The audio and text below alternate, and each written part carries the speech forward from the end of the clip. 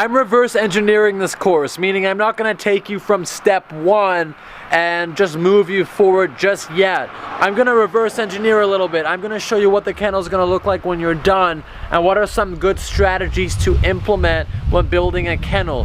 The first thing you need to take into account is your location. Are you in a location that's feasible to start a kennel? We are on a highway. So I have to yell, and I know the audio quality is not the best. It is going to get better.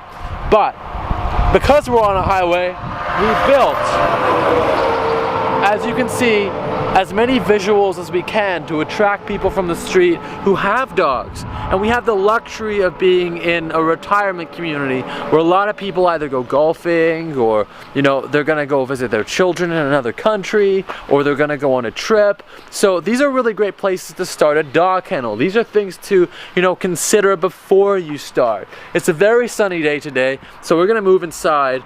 But as you can see, we are on site call. Our house is right beside the kennel. We put our number on the door, so if clients are dropping by at the nighttime or they just want to check it out, they can always check out Redfern Kennels. And the open sign, we have an open sign right up there to show clients that we're open, so we're lit from the street. So we're taking that everyday business sort of model into account, and we're really jazzing the place up. We're accenting the place with red accents, Redfern Kennels. We even put a fire hydrant down there. Let's see if you can see it. Just for the sake of making it more, dog friendly and making it look like it's a dog place. So we've really jazzed it up. We've added a fence.